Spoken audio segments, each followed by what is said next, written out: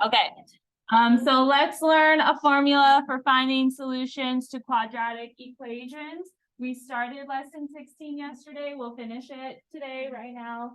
And you should have some time to work. So if you missed yesterday, do check it out. Although I think what we covered today will kind of make up for it. If you want it explained with more examples, I also included a video from last year down there in the slides. Puzzle piece will be lesson 16. So you should have from lesson 3, because we never did 1 or 2, lesson 3 through 16 done like by today, preferably, so that you're staying on track and asking the questions you need to ask. There's only 4 tutoring sessions left per week. Like, if you want to go to Saturday Academy, then this Saturday and on May 13th, then technically there's 6 tutoring sessions left. But Tuesdays is when I have tutoring. I'm not having tutoring finals week. So you have, including today, 4 Tuesdays left to try to do something. Get your grade up. Otherwise, you have to go to summer school, or even worse, you have to retake the class for a whole semester. So do what you need to do now. There's binder checks that kind of help to plug your grade, and we do have one of those coming up. The list for it is in Schoology. So 32 assessment points just for taking notes. That's how I try to offset the 80% assessment category, because I know that that's tough to get a high grade on assessments. But that is my way of offsetting it. So maybe tonight, start getting it together now. It'd be really nice if you just had it together like throughout the whole class. You know, every time I give you notes, you just put it in your binder and they're in order and you don't lose them.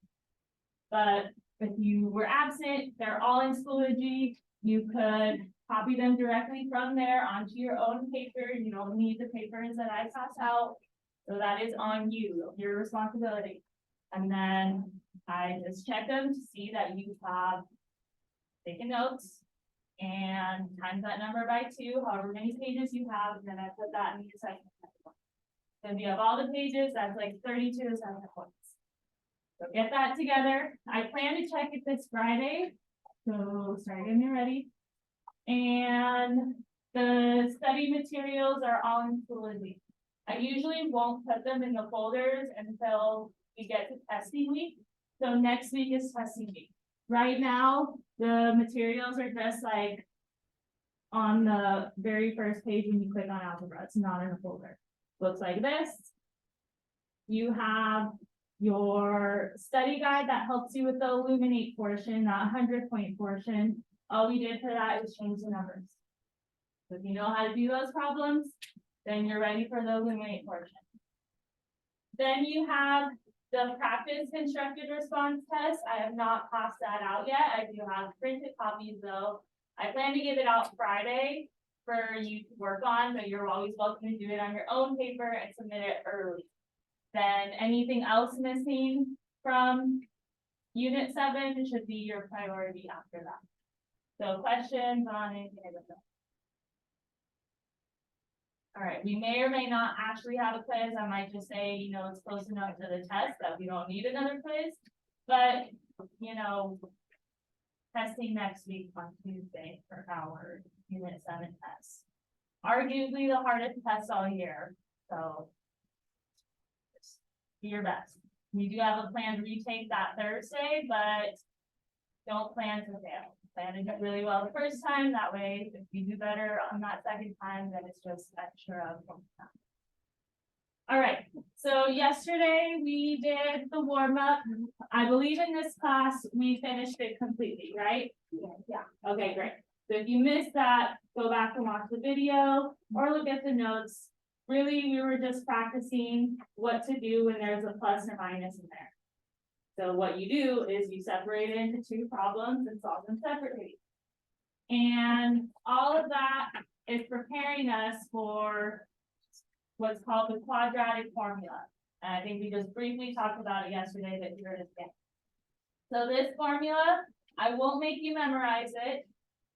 I will provide it for you, but I will not tell you how to use it on the test at least. I'll tell you how to use it right now. So it's negative b plus or minus the square root of b squared minus 4ac over 2a. Where do the a, b, and c come from?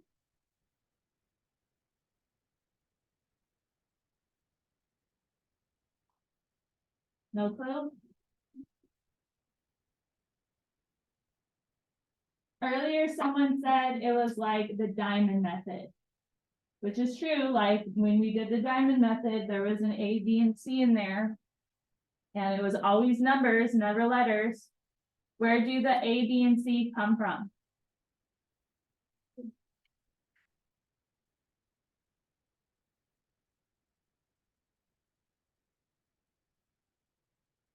Right, Landon, where do the A, B, and C come from?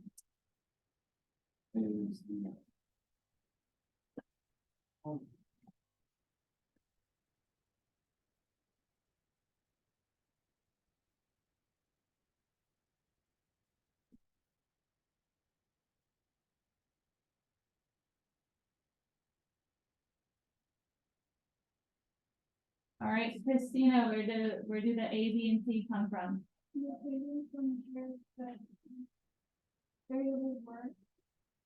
Okay, which equation? Can you read me the equation? Okay, good. So the A, B, and C come from your standard form. We did talk about this yesterday, and it is written on your paper, so it's kind of for you how or like not understand that. But it comes from the standard form, and it does have to be equal to 0. So if it's equal to something else, whether it's a different number or maybe a different expression, you need to set it equal to 0 because that's how you solve for your zeros, right? So if I'm solving for when y is 0, it has to be equal to 0. And then my x is what I get from plugging in those numbers and solving. So for this example, the one that's on your paper and that is completely worked out for you, my a is 1, so a is always in front of the x squared. My b is -8, so always in front of the x. And my c is 15, so it's always the single number that's alone. Even if I wrote it in a different order, so say I wrote it like this, -8x plus 15 plus x squared, are my a, b, and c still the same? Yes, because regardless, it should always be what's in front of whatever, x squared, x, or the single number. So you have to be able to identify your a, b, and c. And then you are, from there, just plugging it into your formula. Anytime you plug stuff in, what do I always tell you to use? Parentheses. So notice in this worked out example, they did that as well. You can see every single part that they plugged something in. So here, here, here, and here, and down here. And that's everywhere that in the formula there was a variable to plug into. All right. Real quick, I think there was a typo on your paper, so do fix it right here where it says C equals 15x.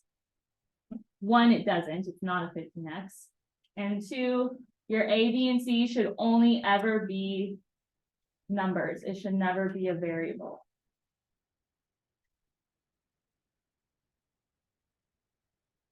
All right, not sure why so many people don't have a paper in front of them when barely got it just yesterday. So it's a really fast time to lose stuff. And I just told you we have a finder's on Friday. So the least you could do is take out a blank paper and take the notes down. All right, but moving on. So you can see that's where they plugged it in. Notice in the formula, it's -b. So what happens to whatever number I put in there?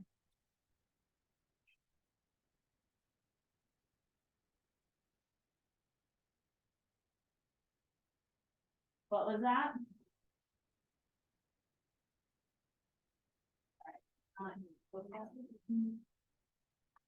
Okay, so what if I plug in a negative?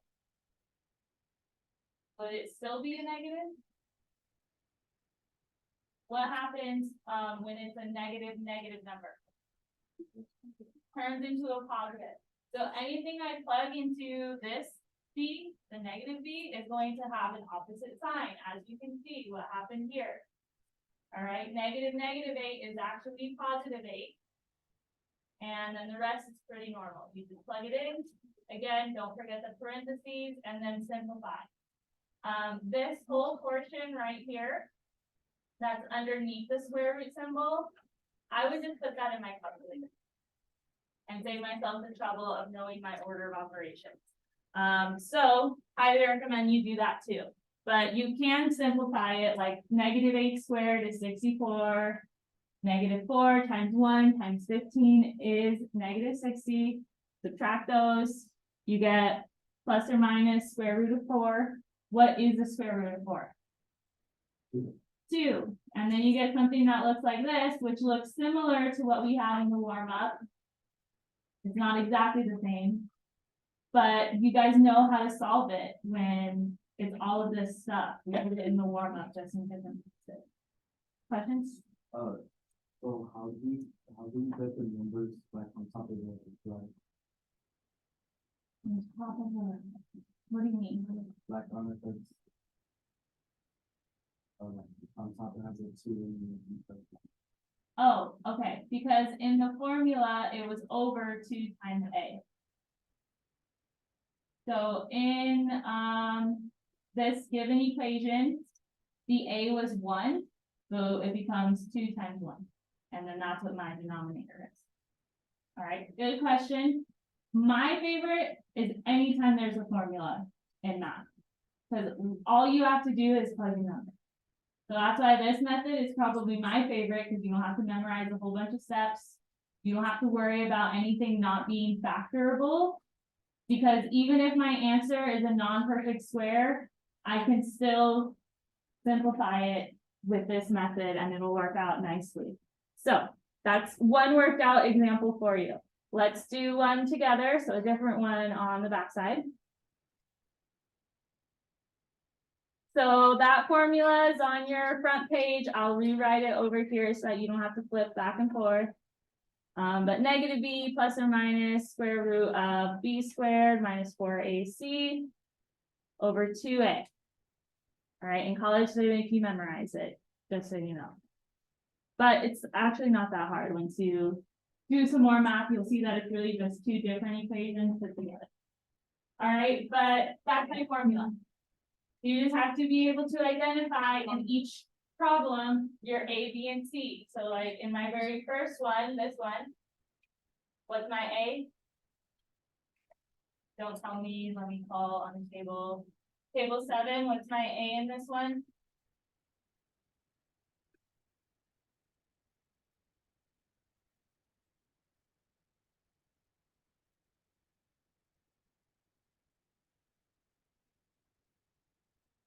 Okay, 4, class, agree, disagree? What is the 4 in this one? It's my B, because it's in front of the X, right? A is always in front of what? Class? The X squared, specifically.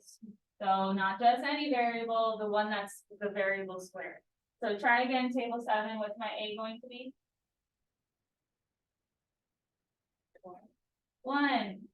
Because if it's not written, it's assumed to be 1. Okay. Table 7, what's my C? Or not table 7, sorry. Didn't mean to pick on you guys 3 times in a row. Table 8, what's my C? Negative 5. Because it's always my single number. And I really should have mentioned this first, but it is equal to 0, so that's why I just jumped right in. If it was not, I have to make it equal to 0. All right, so once you have that, then you should know where to plug these into based on your formula. So try filling in these parentheses yourself right now. All right, and now look at the screen and see if you plugged it in right. Because that's the important part. If you can't plug it in properly or identify your A, B, and C properly, then maybe this method shouldn't be your favorite method. All right, but if that's easy enough, I am providing you the formula on your test, then I recommend this method the most. But yeah, so negative B plus or minus square root of b squared minus 4ac over 2 times a. Any questions? Okay, so there you go. We can simplify. So I would never skip this step, just the plugging in. All right, so I would probably, if you're a step-by-step person, I would say step 1, identify your A, B, and C, or maybe even before step 1. Maybe I think that's what it is. All right, step 1 would be set it equal to 0.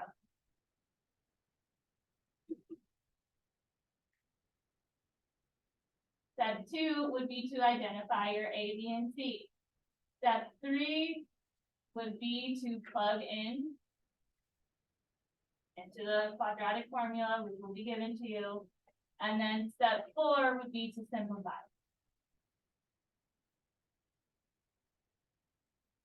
All right, yesterday we practiced order of operations. I think at this point, we can just use the calculator. But for example, this one, the -4, the parentheses can go away now for that one. Then it's plus or minus the square root of, I'm gonna put that in my calculator. Exactly how it looks. I'm not gonna include the square root symbol just because if it's a negative number or it's 0 or a non-perfect square, I wanna know what that number is. So type it in with the parentheses and everything. So practice it too. Take out your Chromebook, you'll need it later anyway. 4 squared minus 4 times 1 times -5. Like that. So that's under my square root symbol. I don't have to worry about order of operations because I typed it in exactly how it is. All right, so under my square root symbol, I have 36.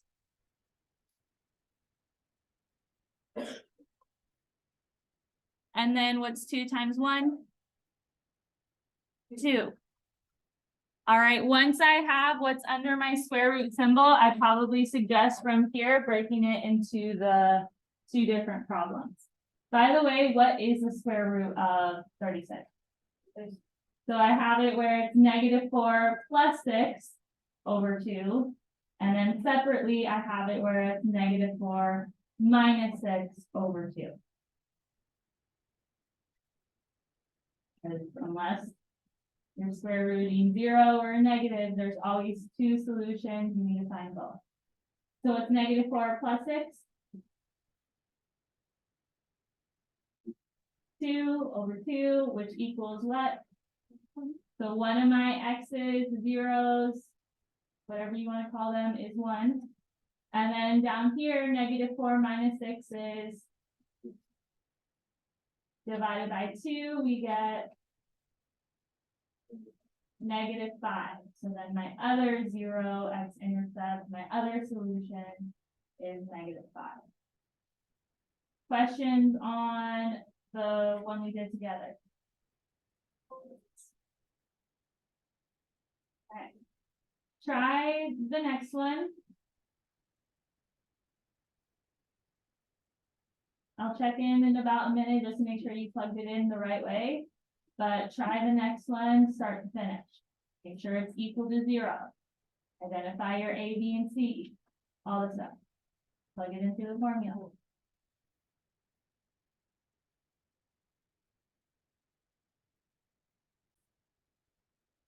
All right, let's just take a moment, make sure we know how to plug stuff in. So table 1, what goes here where my mouse is? 7. Table 2, what goes here where my mouse is? Table 3, what goes here where my mouse is? Table 4, what goes here where my mouse is? 12. Table 5, what goes here where my mouse is?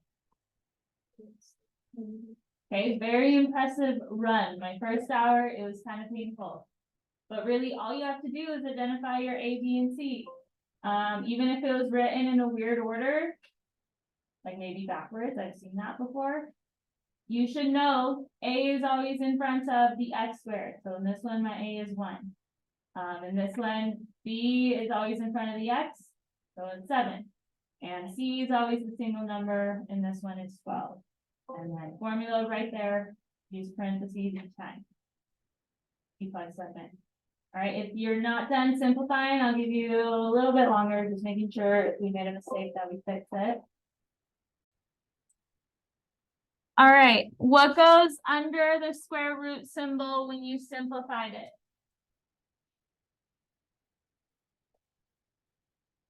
So 7 squared minus 4 times 1 times 12.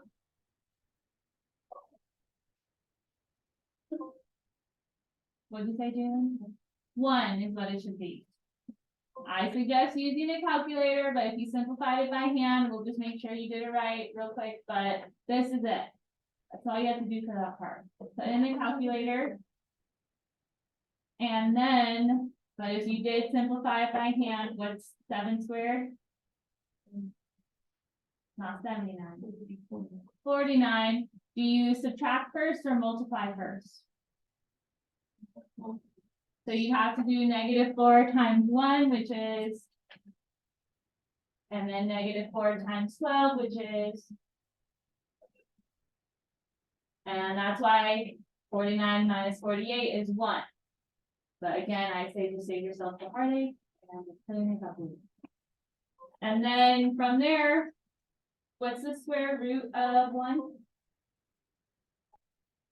So I have -7 plus or minus 1, so that's what the square root of 1 is. And then once it looks like that, I would suggest breaking it into the 2 problems at that point. One where it's plus and one where it is minus. So -7 plus 1 is, and -6 divided by 2 is, good. Down here, -7 minus 1 is -8, and then divided by 2 is -4. Questions on that? All right, will it always be 2 in the denominator? It just depends what your A is. If your A is 1, then yeah, it'll be 2 in the denominator. And the next 2 examples, A is not 1, but you don't really have to worry about that because you still identify your A, B, and C and plug it in. So now try the next 2. I'll know when you're ready to go over the next 2 when you take out your Chromebook and start working on your puzzle piece. That's what we'll do for a little bit afterward, not for a whole 30 minutes or anything, but yeah, I'll kind of break it up, give you some time to work on your puzzle pieces. So I'll know when you're ready to go over these when you start working on your puzzle.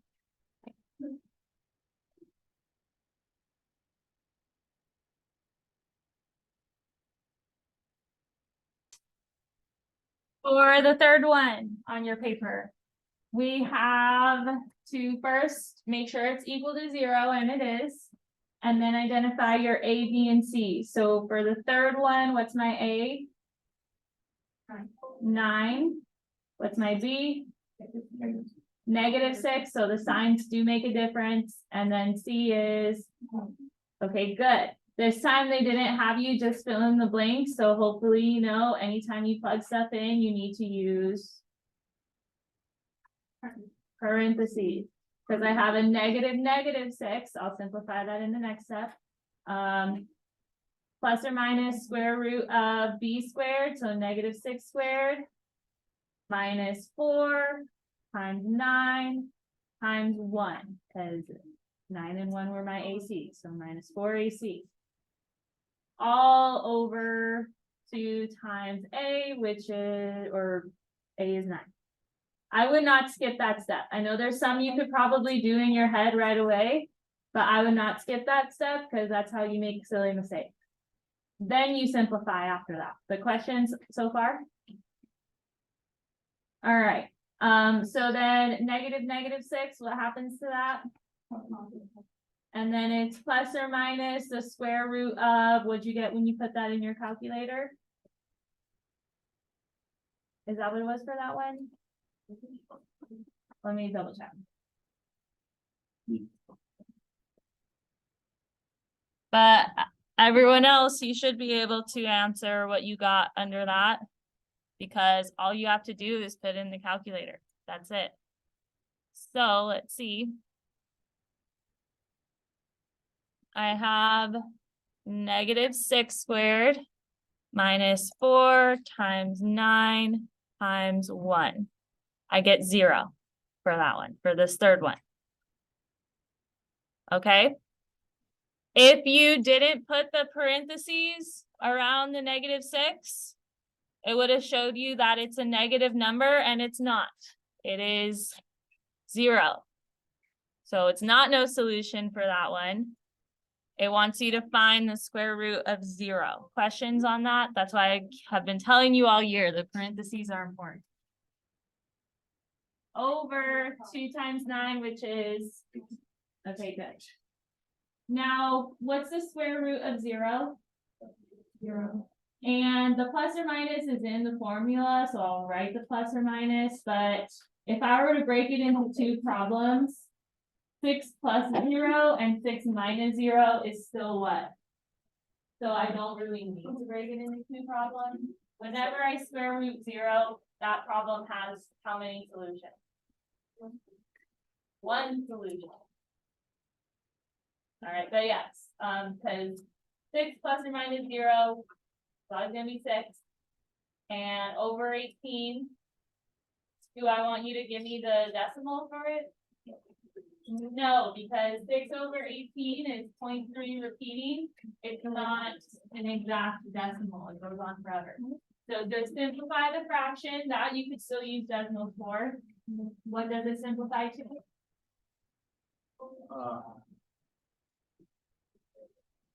What goes into 6 and 18? 3, 2, 3. Biggest number you can get is 8. 2. 6. 6 goes into both. Okay, I didn't get it. So yeah, 6 divided by 6 is 1. 18 divided by 6 is 3. Again, you could type that into decimals, 6 over 18, and press that fraction to decimal button. Like this. All right, everyone see it? It gives you the simplified fraction if you press this button. Okay, that's my one solution, not plus or minus 1/3. Questions on that? In the first 2 problems, I had how many solutions? 2. So if you want to write that near it, if it has solutions, you still need to identify them. Don't just tell me that there's 2 solutions. All right, so scrolling down, last one. What's my A in the last one? 6. My B is, my C is, I would not skip that step. And then you plug it in. X equals -B, so -9 is what I have. Plus or minus square root of, okay, 7, so of B squared, so 9 squared minus 4 times 6 times -15. So minus 4AC. All over 2 times A, which was 6. I would not skip that step. I know you could do 2 times 6 in your head probably, but that's how you make silly mistakes.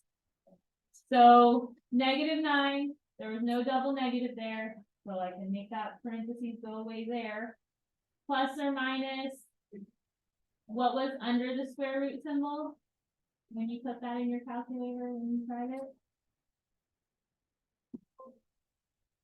You know how to put things in the calculator? So here's from the last problem. I'll start over. You have to use parentheses.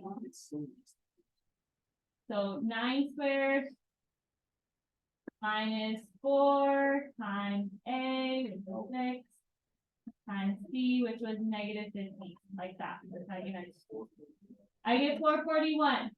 Is that a perfect square? No. That's what I thought at first too, but you should probably check. It is. So put square root 441. I always, listen real quick.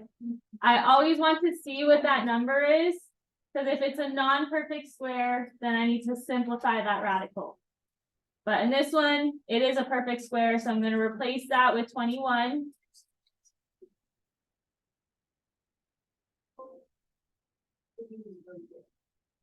So -9 plus or minus 21. Brilliant. Stop talking. And then from there, you could break it into the two separate problems. So -9 plus 21 over 12. And -9 minus 21 over 12. What's -9 plus 21?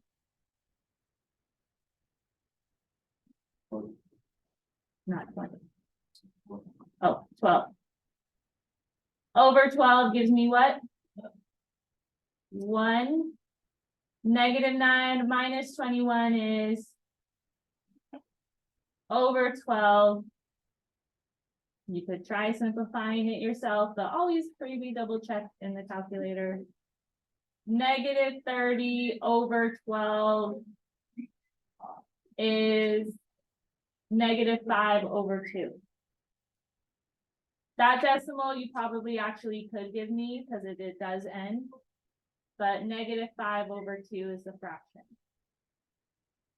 All right, questions, comments, concerns? How many solutions does this one have? 2. Okay, good. So 2 solutions on that one. I'll give you like 10 more minutes to work on your puzzle piece. You already have time because a lot of you didn't take advantage of it. I'm not giving you 30 minutes total to work on it. So I'll give you like 10 more minutes to work on your puzzle pieces before we move on. All right, so real quick, look at the screen. This is your lesson 17 notes. I don't think I'll pass out the paper yet, because based on like today, a lot of people lost it and it's been like 24 hours. So I'm not gonna pass it out. You'll just have to be responsible for tomorrow when you do get it, going back and making sure that this is in there. But it's pretty easy, at least I think so. We've talked about it before. So this is a warm-up for tomorrow. It says, here's an example of someone solving a quadratic equation that has no solution. So they're already telling you it has no solution. You know how many times that'll be like on a test and kids will still say, actually, it does have a solution. Like, no, it's telling you it has no solution. The question is, study the example. At what point did you realize the equation has no solution? So don't call it out yet. It's only on the screen, so just look at the screen. At what point do you realize it has no solution? Don't say it out loud.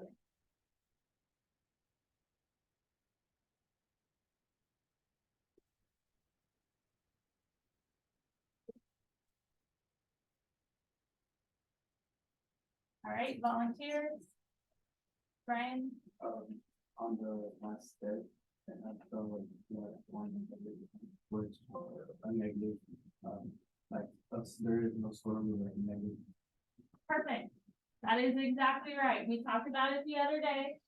If you square root a positive number, even if it's not a perfect square, you have 2 solutions still. If you square root 0, how many solutions do you have? 1, because there's no plus or minus 0, so 0.